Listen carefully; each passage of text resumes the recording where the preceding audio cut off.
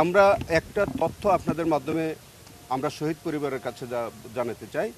যে সকল শহীদদের আমরা শনাক্ত করতে পেরেছি, সেটা তো পেরেছি, যাদেরকে শনাক্তকরণের প্রক্রিয়া চলমান আছে, প্রত্যেক শহীদ পরিবারের কাছে আমাদের অনুরোধ, আপনারা আমাদের প্রসিকিউশন টিম অথবা আমাদের তদন্ত সংস্থার মাধ্যমে আপনারা মাঝে মাঝে আমাদের সাথে যোগাযোগ করবেন। আমরা যখনই যেটা উদ্ঘাটন করতে সক্ষম হব অথবা শনাক্ত করতে পারবো, সেই তথ্যটা আপনাদের কাছে আমরা সরবরাহ করব। সেই জন্যে আপনাদের অনেকেরই হয়তো কনফিউশন আছে যে আপনারা কীভাবে কী প্রক্রিয়া আপনাদের এই তথ্যগুলো জানবেন। আমি সরাসরি বলতে চাই, সেটা আমার কাছেও জানতে পারেন, আমার প্রসিকিউশন টিমের কাছে জানতে চাইতে পারেন, অথবা আমার তদন্ত সংস্থায় যিনি আছেন, যারা আছেন, তাদের কাছেও আপনারা এই ইনফরমেশনগুলো পাবেন। তবে আমাদের তদন্ত অব্যাহত আছে। আমাদের জন্য আপনাদের সহযোগিতা চাই।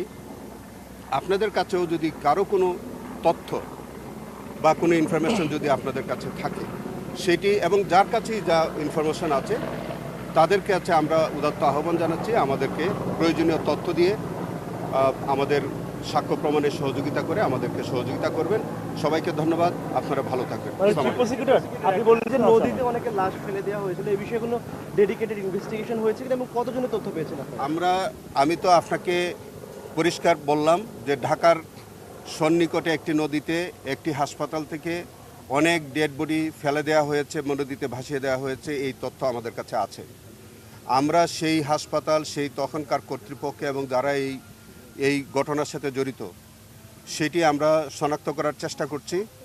যেসব ডেড বডিগুলো নদীতে ভাসিয়ে দেওয়া হয়েছে বলে আমাদের কাছে তথ্য এসছে, সেইগুলো আমরা শনাক্ত করার চেষ্টা করছি এবং এইগুলি প্রকৃত ইনভেস্টিগেশন শেষ হওয়ার পরে নিশ্চয়ই আপনারা দেখতে পাবেন যে তাদেরকে বিচারের আওতায় আনা হয়েছে।